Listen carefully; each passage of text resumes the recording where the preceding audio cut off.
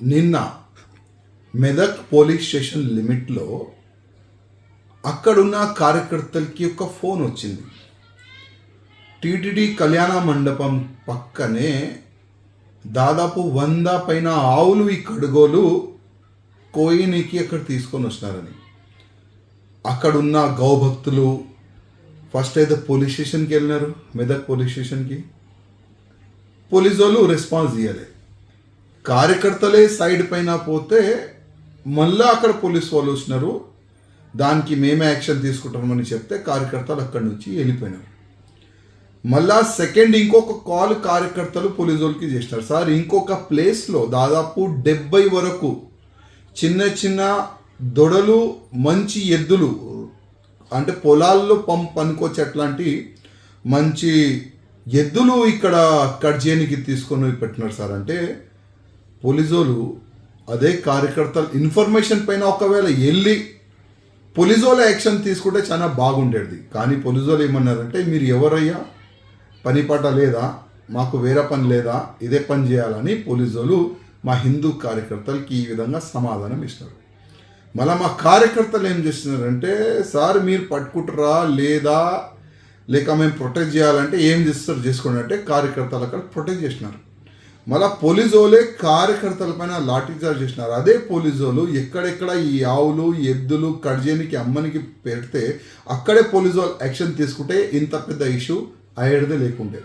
మళ్ళీ అదే కడుగోలు అరుణ్ రాజ్ పైన కత్తిపోటు చేసినారు. కత్తిలతోని ఈ అరుణ్ రాజ్ పైన దాడి చేసినారు. ఇవాళ నేను పోలీసోలకి అడుగుతున్నా, పెద్ద పెద్ద అధికారులు ఏమంటున్నారు, ఇవాళ ఏదైనా ఉంటే మీరే మాకు ఇన్ఫర్మేషన్ ఇవ్వండి. ఇన్ఫర్మేషన్ ఇస్తే ఏం చేసినారు? పోలీస్ ఓలికి నేను అడుగుతున్నా, మెదక్ అధికారులకి అడుగుతున్నా, పోలీస్ అధికారులకి ఇన్ఫర్మేషన్ ఇస్తే మీరు ఏం చేసినారు? కడుగోలుకే సపోర్ట్గా మీరు నిలబడ్డారు కదా. అదే వీళ్ళు ఇన్ఫర్మేషన్ ఇచ్చిన తర్వాత మీరు యాక్షన్లో ఉంటే ఇవాళ అరుణ్ రాజ్ పైన కత్తిపోతి అయ్యేదా? కత్తిలతోనే ఆయన పైన దాడి చేసేదా? చెప్పండి, పోలీస్ అధికారులకి అడుగుతున్నాయి ఇవాళ. కానీ పోలీసు వాళ్ళు ఇవాళ ఏం చేస్తున్నారు? బీజేపీ కార్యకర్తలకి, మండల అధ్యక్షుకి, యువమోర్చా కార్యకర్తలకి అందరికీ అరెస్ట్ చేసి దాదాపు 24 మందికి అయితే రిమాండ్ చేసినారు. వీళ్ళు తప్పేం చేసినారండి? అంటే మా ఆవులని కాపాడండి పోలీసు వాళ్ళకి రిక్వెస్ట్ చేస్తే మా కార్యకర్తల పైన కేసు పెడతారా? ఇవాళ ఎంతోమంది కార్యకర్తలు ఫరారు ఉన్నారు, ఎక్కడున్నా అర్థమైతే లేదు. ఎంతోమందికి పట్టుకొని పోలీస్ స్టేషన్లో పెట్టినారు. ఇవాళ అరుణ్ రాజ్ పైన అటాక్ చేసేది ఆయనకి అరెస్ట్ చేసినారా? పోలీస్ అధికారులకి అడుగుతున్నా. కొన్ని హాస్పిటల్ పైన దాడి చేసినారు, డాక్టర్ బండి పైన దాడి చేసే వాళ్ళకి అరెస్ట్ చేసినారా? ఇవాళ నేను పోలీసు వాళ్ళకి అడుగుతున్నా. ఇవాళ మెదక్ వాతావరణం ఖరాబ్ చేసినారు. ఎంతోమంది ఇవాళ రోడ్డు పైన వచ్చి హిందువుల పైన దాడి చేయడానికి ప్రయత్నం చేస్తే వాళ్ళపైన కేసు బుక్ చేసినారా, అరెస్ట్ చేసినారా? ఇవాళ నేను పోలీస్ అధికారులకి అడుగుతున్నా. ఇవాళ సుప్రీంకోర్టు ఏం చెప్తుంది?